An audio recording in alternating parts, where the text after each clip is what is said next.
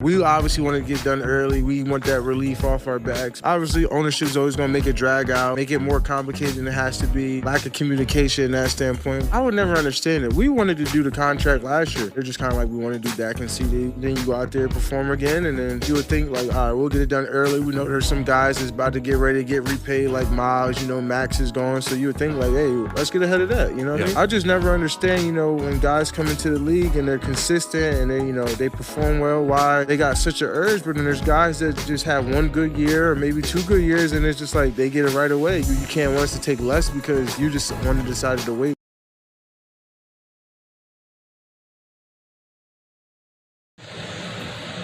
What's good, everybody? It's Big Game James, man. We back in these work streets. And obviously, let's get right to the point.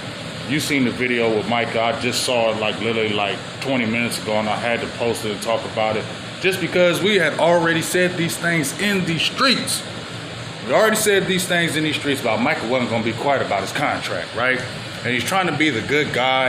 And I feel him, dog, because this is what frustrates all of us with Dallas Cowboys. See, we want to be them fans. We don't want to be the fickle fans. We don't want to be the fans that are just talking shit about the organization, saying they ain't this, saying they ain't that. We don't want to say that stuff. But when y'all do this type of stuff right here, like y'all always do every year, you dragged it out with Dak. And now, Dak was a 4th rounder, so maybe I can see that because, if you're not a 1st rounder or maybe a 2nd rounder, you're going to have maybe a little more doubt to prove it again, right? You got to prove that again. I understand that. But when you're these top dogs, when you're these top 1st rounders like a CD Lamb was, like even Ezekiel Elliott, which his ass held out. He did the right thing because Ezekiel Elliott knew what y'all was going to do to him. And I talked about this when Ezekiel was getting signed and when we had our show back then. And I said Ezekiel got ahead of the curve because he knew what y'all were going to do. He knew y'all were going to do. So he did it a year before because he knew y'all was going to run him in the ground, all the way in the ground. And then once y'all ran him in the ground, y'all gonna take all year to take forever to sign him, and then you're gonna try to undercut him. Go, oh, you got more mileage on your you got a lot of miles on you. You got a lot of this, you got a lot. Well, let's kind of no. That's why Ezekiel Elliott did that because he knew y'all was gonna do that, and we all got mad at him. But you were smart. I didn't get mad at him. You know what I'm saying? You were smart because you knew them Jones was about to get you. So you jumped ahead of the curve.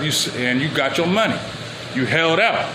Zach Martin held out. People who hold out get their money. But even with CD Lamb, dog, this dude was coming with crazy numbers. You remember first few years, everybody was like, is he the dog? But then the numbers came in and showed. And then y'all want to drag it out and make him just where he got to hold out to get his money. For what? You're not going to beat these negotiations. You're not going to win these negotiations with these 1st rounders and the numbers that are matching the 1st round status. You're not winning that. You're going to have to super pay. Y'all be paying, everybody be paying just like what Micah said, overpaying for these athletes and they ain't doing really jack too in the streets. And then you got dogs like him that's doing things that ain't been done. And he still got to wait for his money. What you negotiating for? You ain't winning that negotiation. And I made a post on CBS Sport. I made a post on my Twitter probably about 3 months ago. I don't have that. I ain't paying for that Twitter. You got me bent. I ain't paying for that. I ain't giving Elon Musk shit. I don't care how much it'll profit me. Fuck him. Excuse my language. But I ain't giving him shit. So that's the only reason why I couldn't pull up that post because I said exactly. I posted this article from CBS Sports and it was talking about Myles Garrett and Max Crosby and it was talking about Micah Parsons.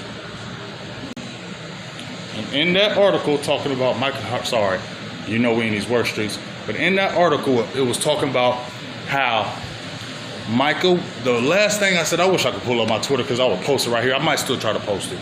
But it said that Micah's cool now.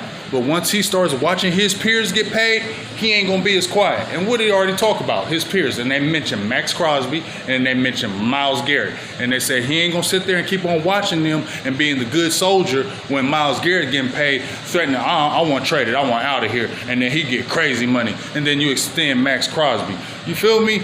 These guys, you got Micah who been right there with them dudes since he's been in the league.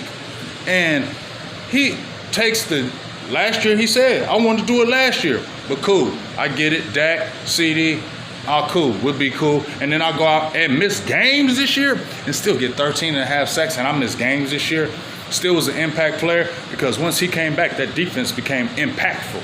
Okay? That defense was one of the best defenses in the second half of the season because of Micah Parsons coming back. So I understand where the players come from, and I don't understand what the fuck front office be doing, dog. Like, I don't even like cussing like that, bro, but this is some dumbass shit. Like, this don't make no sense. This is why fans, the content creators, all that, we be talking shit about y'all, because what the fuck are you waiting for? Like, what are you waiting for? Like, what's the problem? Like you said, you're making it more complicated. You know what it is. You know the worth. You know what you're gonna pay. You're not gonna beat him in this negotiation. He said just in the other day in an article, I'm gonna get mine. And the longer you make him wait while he's coming to mini camps. Oh, everybody's watching Micah to see if he's gonna come to mini camp. What the fuck does he do? He comes to mini camp. Oh, we waiting for this. Oh, we waiting for that. He's doing everything you want, and you know he don't want to do it because he want his money. That'd be frustrating as hell too. Like if you had a job, you turning up at your job, killing everybody at your job, doing everything, like breaking numbers, records, numbers, all that. You wanted the man. Then they hire some new people, and they damn near make as much as you. What the fuck? You gonna be going crazy at your own job. You gonna be hating management. You get what I'm saying? And this is what we don't like about the Cowboys management. Is this dumb stuff right here. You don't have to do this. You feel me? You always get people riled up. You could have been signed this dude. And you got Tyler Smith coming up too, and he's a first rounder, and he been doing it because you know you're bringing him back. You're always trying to win negotiations. You won Trevin Diggs, yeah, whoop-de-doo. He's a second rounder. Ooh, you won Osa Ogadazua, whoop-de-doo. He was a third rounder, but Osa wanted to stay, you feel me? You ain't beating them first rounders in these deals. You're not beating them because if them numbers is matching what their first round status is, you just need to pay them whatever they want. Once again, remember we in these work streets, but I'm about to cut it off like this. Shout out to Cowboys DLLS for the post, and The Undertaker for this great video, because like I said, we knew it was gonna happen. Shout out to the guys that work at DLLS, because I like that channel. It's really good. I like what they're doing over there. Jeff Kavanaugh, my dog, Jesse Holly, my dog, Jesse Holly, and then old school Calvin. He don't really fuck with me, but that's cool. That's an old man. I respect him. He came on the show, seen him at the Senior Bowl. I got mad respect for OG. But as I said, as I close, you knew Micah was not gonna be quiet. I feel like he's been the good soldier through this whole thing. And if he want to turn up, he's allowed to. If he want to start talking crazy in the media and saying whatever the fuck he want to, he can. Because I feel like he been chill, he been quiet, he been patiently watching all these other people. And I posted that article I told you on CBS Sports. You can go look it up. Go look up Dallas Cowboys and CBS Sports, and they'll talk about that. How they were talking about you need to pay Micah now because he's being quiet now. But the closer he get to camp, he's gonna start talking more, and he's gonna keep on looking at his peers and seeing they getting paid, and he ain't gonna be all quiet no more. And now it's starting because y'all do this every time with these first rounders and all these people that want to get their money. You already know you're gonna pay them, so pay them. Get them the F out the way so they can have a clear mind. You got a new staff. You got a new staff, new defensive coordinator, third one, new installs, all this, and you want one of your top dogs right there, but he's still waiting on his deal. You could have been had that shit done. Oh man, we busy as hell at work today. But I keep on saying I don't want to close. It just making me mad, dog. Like, you're not gonna win these negotiations against these top dogs, and it just really bothered me about this. And we all know this was gonna come. And you got a new install, you got a whole new defense. This man just doing what he's supposed to do. And he's sitting there saying, I need to get paid. Give me my money so I can have a clear mind going in here. And why not start the year off right with your dogs already in camp, already paid, clear-minded, already ready to go. You're talking about a new staff, your new head coach. You want to do all these things, and then you're still on that fuckery. That's what makes me not respect you. Every time I just be like, yeah, I'll just be chill.